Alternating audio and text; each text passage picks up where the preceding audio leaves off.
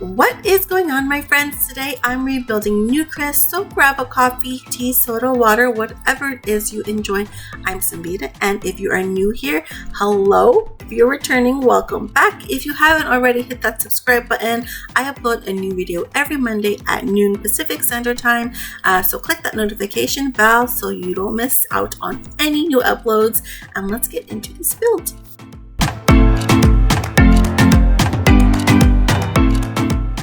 Today's build, we do have a Victorian style home. This is actually the first home of my newer district over at Newcrest, and I kind of imagine this district is going to be primarily university students. So this house is a 4-bedroom, 1-bath house that is being occupied by university students. We have 2 occupants in each room, so this house does have a total of 8 students. So yeah, unfortunately the 1 bathroom is a bit unrealistic, but that's kind of what you get in these older type homes. It does have a dining area, living area, and a kitchen. There is a tiny backyard as well, but this house is going to be primarily, or this house is actually going to house only female Sims. Maybe a sorority. I was kind of thinking of it to be that way, so we'll see how it turns out, but I'm not sure if they're all going to like each other, so maybe not a sorority, maybe just a females only share house. Well, like all the other homes, this house is also named after a historic female. The female's name is Mary Laveau, born 1796 to 1863. She was African American Voodoo queen of New Orleans and a famous herbalist. So nice. I've always wanted to kind of get into herbology and make my own like ointments and everything like that, but it's a lot of work, and I know it's better to grow your own herbs and your own plants, and actually I'm not that great at building plants. I always end up killing them, so I don't know if I'd be great at a herbologist like hobby, but yeah, I'm always really fascinated about those types of ways of healing. I prefer that over modern medicine in most cases.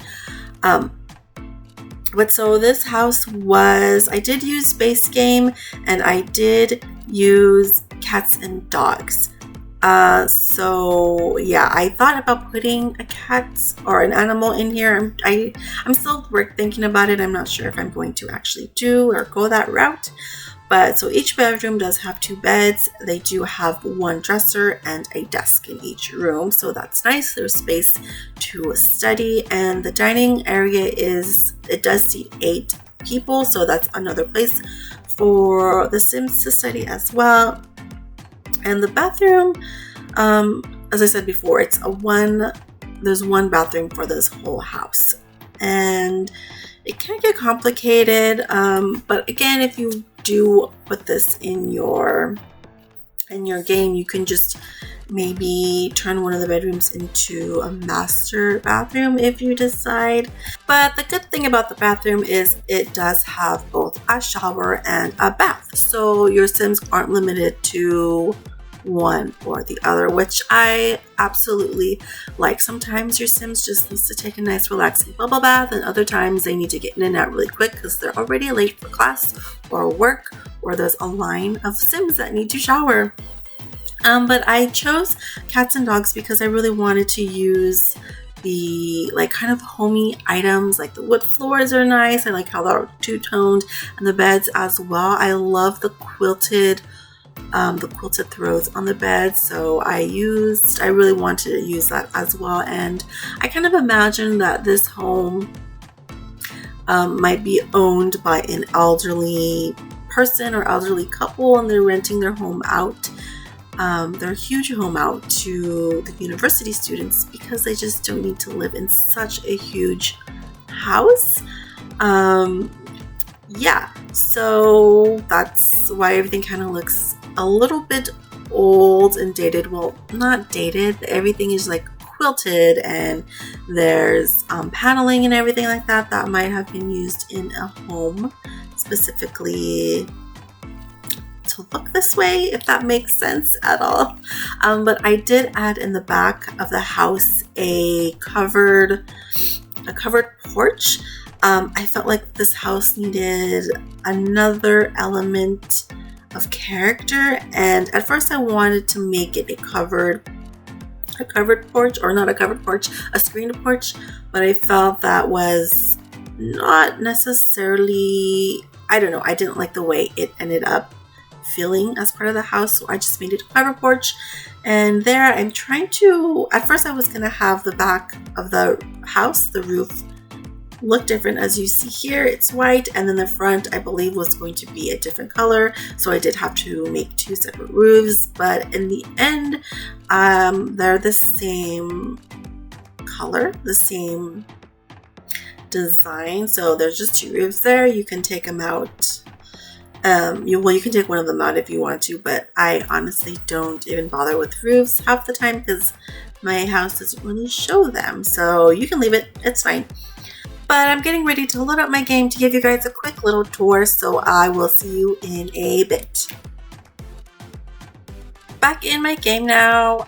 This is the front of the house. You can see I added a fence and some landscaping. I actually took the idea of this fence from our neighbor over here. I wanted something similar so it blends in a little bit better.